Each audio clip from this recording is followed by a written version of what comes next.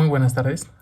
Me presento, soy el médico George Hammer. Muchos ya me conocen por las cápsulas anteriores que hemos estado presentando aquí en Urbana Radio. El día de hoy vamos a aclarar ciertas dudas, ciertas preguntas que han estado saliendo conforme ha pasado el tiempo. Vamos a tocar un poco ciertas definiciones que se manejan como médicos, que muchas veces a los pacientes no se les explica a qué se debe esta terminología o este diagnóstico que algunas veces se les brinda. Vamos a tocar también el tema de las vacunas, que ahorita ya está muy de auge y ya se tiene un poco más de información al respecto. Para empezar, la infección por el virus SARS-CoV-2 se declara o se diagnostica cuando se detecta a través de las pruebas de PCR y de antígenos en el cuerpo de un humano. Es propiamente eso, es una infección por este virus, teniendo en cuenta que la definición de infección es la entrada de un agente externo al cuerpo humano, sea un virus, una bacteria, un hongo o un parásito. Esa es la infección, la invasión hacia el cuerpo humano. Entonces, cuando nosotros decimos el paciente tiene una infección por SARS-CoV-2, ya es porque se le hizo una prueba. En este caso, la prueba estándar, lo que llamamos en medicina gold standard, que es la prueba definitoria, es la prueba PCR. En específico, es RT-PCR. ¿Por qué es esta prueba? Porque esta prueba nos ayuda a detectar el material genético del virus. Si detectamos esto en el cuerpo, tenemos la infección. De ahí surge ya las demás terminologías. La enfermedad COVID-19. Esta enfermedad COVID-19 es causada por la infección de SARS-CoV-2. Una lleva a la otra. No porque tú tengas infección por SARS-CoV-2 vas a tener la enfermedad COVID-19. Esta parte o esta clasificación nos la resume muy bien la Asociación Mexicana de Neumología y Cirugía de Tórax. Esta asociación sacó un pequeño cuadro en la cual nos explica qué es cada una de ellas. Entonces, tenemos una infección asintomática. Aquel paciente que se le hizo una prueba PCR o una prueba de antígeno y salió positiva, pero no presenta ningún síntoma. Por eso es un paciente asintomático con infección del virus SARS-CoV-2. Al no presentar ningún síntoma, tal cual no hay una enfermedad. Aquí volvemos un poco más a las terminologías. Enfermedad es la alteración del equilibrio que se da en el cuerpo humano. Por ende, la enfermedad ya el paciente va a presentar signos y síntomas que nos van a hacer esta sospecha. En los pacientes asintomáticos no hay cómo saber si son o no son portadores del virus.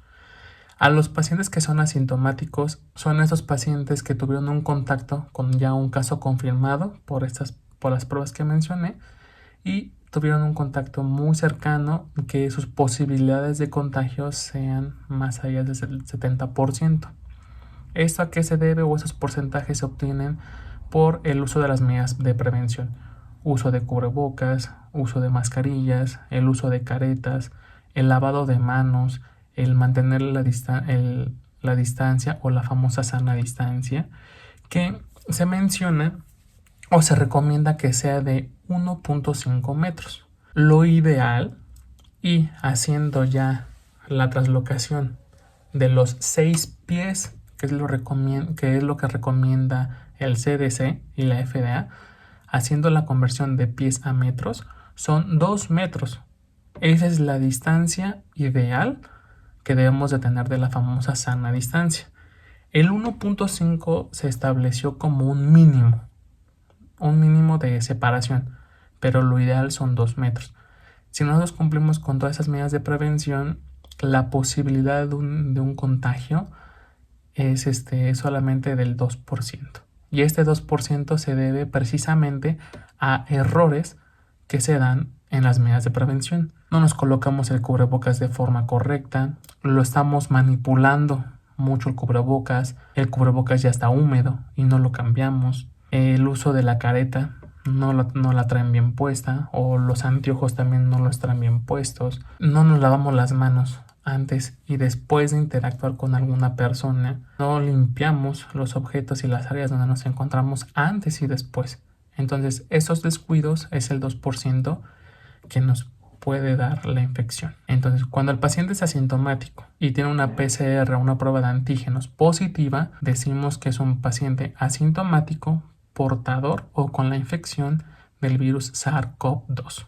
Para estos pacientes, la recomendación es mantenerse en aislamiento domiciliario por 14 días. Los 14 días son a partir de que se hizo la prueba, porque ese día tenemos la certeza de que ahí empezó ya el virus. De ahí tenemos la seguridad y la certeza de que ya trae el virus. Tanto el IMSS como la FDA recomiendan que después del 10º día el paciente puede regresar a sus actividades normales, siempre y cuando no presente ningún síntoma en 3 días posteriores a esta situación.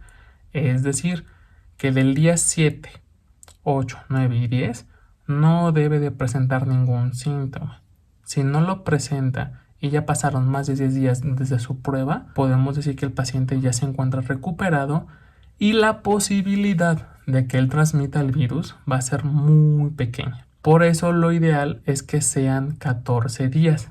Con los 14 días y lo mismo, 3 días sin haber presentado síntomas, al paciente ya lo consideramos como un paciente recuperado y no es necesario realizarle otra prueba, mucho menos hacer una prueba de anticuerpos, puesto que esta prueba va a salir positiva si el paciente sí realizó una respuesta inmune, si sí produjo anticuerpos. Esto es muy importante y va un poco aunado a lo de las vacunas, puesto que a algunos pacientes se les ha hecho esas pruebas de anticuerpos y no se les ha detectado anticuerpos contra SARS-CoV-2. Eso es muy importante de tener en cuenta. Con esos pacientes asintomáticos que no tienen ningún síntoma, no tuvieron dolor de cabeza, no tuvieron tos, no tuvieron dolor de garganta, no tuvieron escurrimiento nasal o congestión nasal, no tuvieron sensación de falta de aire, que no tuvieron ningún síntoma, es un paciente asintomático. Si llegamos a presentar tos, dolores, aunque sea un día, ya son síntomas.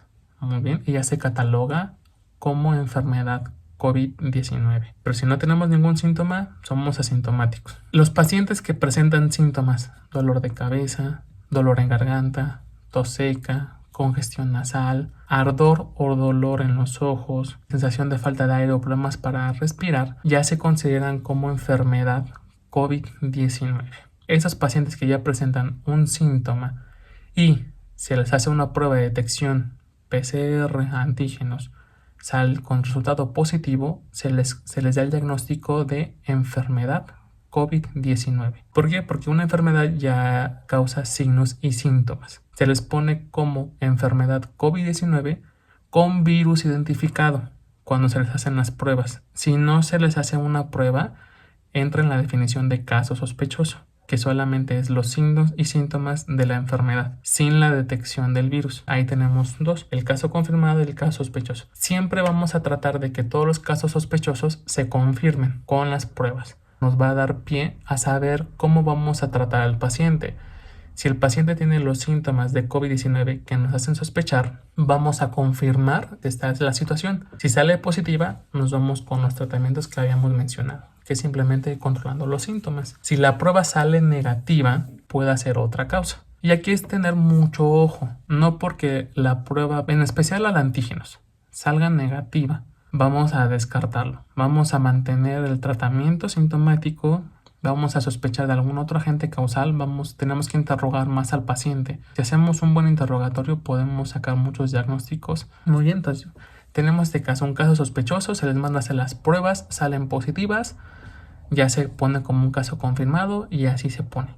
Es un paciente con la enfermedad COVID-19 con virus identificado. Si tenemos los síntomas, pero el paciente no se quiere hacer la prueba o no hay los recursos para realizarse las pruebas, se queda como un caso sospechoso. Se queda como un paciente con enfermedad COVID-19 sin virus identificado. ¿Por qué? Porque los síntomas corresponden mucho. Estos pacientes, si a lo largo de los 14 días van mejorando con el tratamiento sintomático, se van recuperando, los síntomas van disminuyendo o incluso desaparecen, más o menos la mayoría llegan a desaparecer después del día 10 o ya son muy ligeros. Después del día 14 ya no debe de haber síntomas.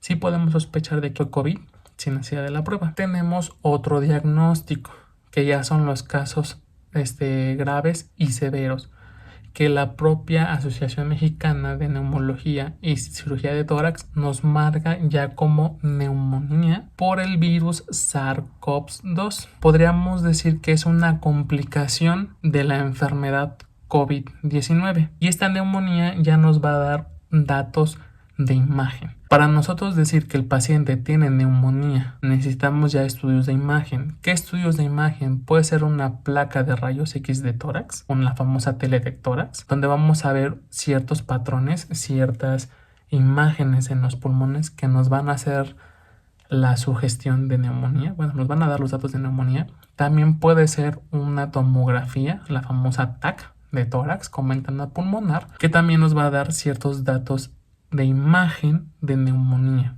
que ya ahorita hay ciertas clasificaciones que se están manejando para esta situación. La clásica que vamos a ver es similares a las que también produce influenza, que es el famoso vidrio despulido. Estas imágenes radiológicas, cuando estamos hablando de placas de rayos X o las imágenes tomográficas, van a tener esta característica que es como un vidrio despulido, porque es la imagen que comúnmente los virus respiratorios van a hacer. Se puede acompañar también de infecciones por bacterias. Esas neumonías por bacterias sí van a requerir ya tratamientos con antimicrobianos. Mientras solamente se tenga la seguridad y la prueba de que es el virus SARS-CoV-2 que nos está causando este problema, va a ser así: neumonía por infección de virus SARS-CoV-2. Si ya tenemos aparte un aislamiento de un cultivo de una bacteria, entonces también vamos a ponerle ya su segundo diagnóstico, que ya podría ser una neumonía adquirida en la comunidad o una neumonía adquirida en el hospital. De acuerdo a la Asociación Mexicana de Neumología y Cirugía de Tórax, tenemos varios grados.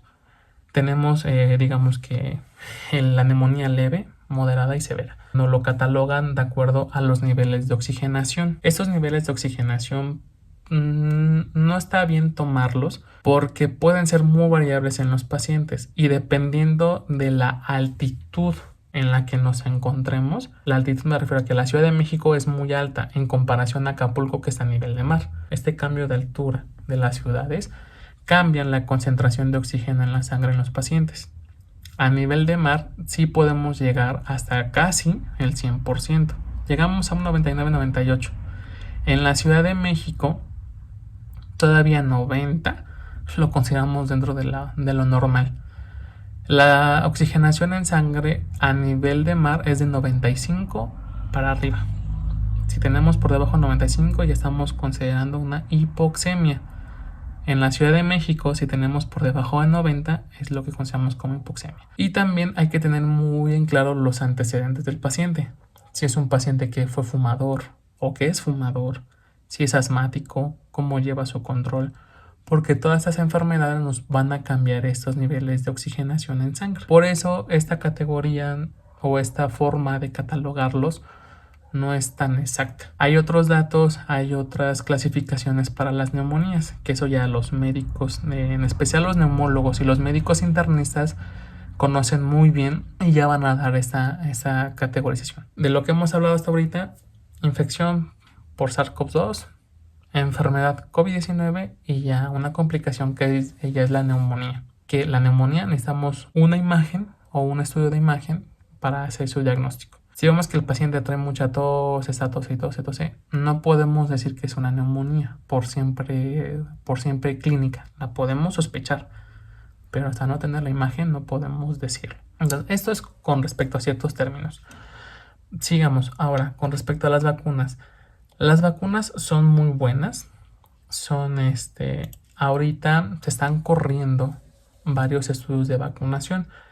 Y el ejemplo que al menos hasta ahorita nos han hecho llegar a través de internet, mucha información que está ahorita en la red, es el caso del país de Israel. En Israel se aplicó la vacuna Pfizer. Esta vacuna se aplicó ya en más del 50% de su población. Para hacer nosotros una inmunización por rebaño, necesitamos que el 70% de la población esté vacunada en un lapso menor de un año, porque no vamos a llegar a ese 70% de vacunados en 2-3 años, no tiene caso. Debe de ser menor de un año este porcentaje de vacunados para que se dé la efectividad. La finalidad de la vacuna son diversas, pero ahorita lo que se está buscando, una, es evitar el contagio de persona a persona. Esa es la principal que queremos que haga la vacuna. ¿Esto por qué lo va a causar? Nosotros inyectamos la vacuna, le enseñamos al cuerpo a reconocer ciertas partes del virus y que cree anticuerpos. Cuando el virus verdadero llega a entrar a este cuerpo que ya fue vacunado, el cuerpo lo va a detectar más rápido, ya va a tener una respuesta inmediata para esta situación y va a evitar que las réplicas del virus aumenten, evitando que se lleguen a presentar, evitando que se llegue a dar la infección, 2, evitar que se presente la enfermedad y 3, evitar que si se llega a presentar la enfermedad sea grave o severa, no se provoque alguna complicación por esta situación. Esos son los objetivos de la vacunación: evitar el contagio entre uno y otro, o sea, evitar la infección. 2, evitar que si te contagias, evitar que se te presenten los signos y síntomas, desarrolle la enfermedad COVID-19. Y 3, si se llega a desarrollar la enfermedad COVID-19, que esta no sea grave, no sea severa, se mantenga leve o moderado los síntomas. En Israel, como les comenté, ya se alcanzó más del 50% de la población vacunada y se ha estado observando de que en las personas mayores de 60 años se redujo el 64% de casos de infección, 48% de menos casos graves y el 50% menos de muertes. Quiere decir que la efectividad de esta vacuna Pfizer anda alrededor del 60%. Es muy buena. Esto teniendo en cuenta diversos aspectos, diversas cuestiones propias de las vacunas. También que se ha notado, 94% de esas personas que fueron vacunadas no presentaron síntomas. Se quedaron como asintomáticos o un síntoma muy leve. ¿Esto qué nos dice? Que esta vacuna de Pfizer, hasta no tener más estudios o más resultados del estudio, podremos decir que está evitando que la enfermedad se presente de forma grave, no tanto que esté respetando la infección. Su efectividad es bastante aceptable. Una vacuna que crea una efectividad de evitar un contagio por arriba del 70% es buena. Igual, si evita que la enfermedad sea grave o sea de grave a moderada, en más del 60% es también buena. Es considerada como una vacuna buena o adecuada para lo que se requiere. De aquí sale la importancia de un documento que la propia Secretaría de Salud junto con el IMSS publicaron recientemente, en la cual nos llaman las fichas técnicas de las vacunas. En esas fichas técnicas de vacunas nos ponen todas las vacunas. Tenemos la de Pfizer, que el documento nos menciona que con el esquema completo, se aplican 2 dosis de la de Pfizer, se tiene una efectividad del 95%. Este 95% nos refiere a efectividad de que se está creando una respuesta inmune. Es decir, el cuerpo está aprendiendo a responder ante una probable infección por COVID-19. Mas no nos está diciendo si la respuesta inmune dura. Todavía no sabemos cuánto tiempo dura esta efectividad. Es decir, que los anticuerpos que se crearon, cuánto tiempo van a estar funcionando, cuánto tiempo nos van a estar protegiendo. Hasta ahorita de lo que sabemos es que la mínima es de 4 meses. Que estás con cualquier vacuna hasta ahorita y con cualquier persona que se haya infectado con COVID, que se haya infectado con el virus SARS-CoV-2, se ha notado esta protección por anticuerpos al menos por 4 meses. Entonces, la vacuna de Pfizer tiene una eficacia del 95% y se requieren 2 dosis. Después de la aplicación de esas 2 dosis, su efectividad es del 95%. Si solamente se aplica una sola dosis, la efectividad es del 60%. Es buena, 60%, porque te está cubriendo, digamos que es como si te aventaras un volado. Te puede dar o no te puede dar la infección grave. Tiene ciertas contraindicaciones, que son pacientes alérgicos a cualquier cosa, pero en esencial alérgicos a los componentes de la vacuna. Esos son los pacientes donde se hace mucho hincapié en que no se las deban de aplicar. ¿Por qué? Porque si su sistema inmune, que es el que produce las alergias, está alterado, nos pueden provocar una reacción más grave o más severa a esta vacuna. Y debe de ser en mayores de 18 años, porque en este tipo de pacientes el sistema inmune ya es un poco más maduro y ya puede controlar más la situación. En los niños pequeños, al tener un sistema inmune todavía inmaduro, no se va a obtener un resultado no se va a obtener resultado deseado. Puede ser menor o puede ser mayor la eficacia.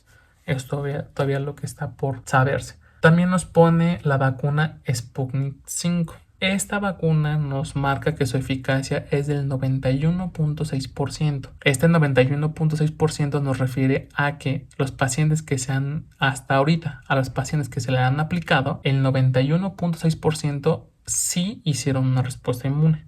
Habrá quienes no, el 8.4% restante. Esta vacuna también requiere de 2 dosis. Después de estas 2 dosis, la eficacia es del 91.6%. Si se aplica una sola dosis, su eficacia es del 55%. Igual, volvemos, es un volado. Tiene sus contraindicaciones también en esta vacuna en especial. Si tenemos enfermedades agudas graves que nos provoquen aumentos de temperatura, alguna infección reciente, no se deben de aplicar. Igual si son mujeres embarazadas, tampoco. Si son pacientes inmunocomprometidos, como los pacientes con la infección por el virus de VIH, el virus de inmunodeficiencia humana, no se la deben de aplicar. ¿Por qué? Porque su sistema inmune, al estar, digamos, un poco bajo, un poco apagado, no va a tener la respuesta a esta vacuna. Por ende, su eficacia no va a ser la misma. Por eso es que no se recomiendan a estos pacientes. También otra vacuna que nos muestra es la de AstraZeneca. La de AstraZeneca, este estudio nos dice que su eficacia es del 70.42%. Volvemos a lo mismo. De todos los pacientes que se le han aplicado, y ya se tienen los estudios en la mano analizados, el 70.42% de los pacientes sí produjeron una respuesta inmune contra el virus SARS-CoV-2. Esta vacuna requiere igual 2 dosis.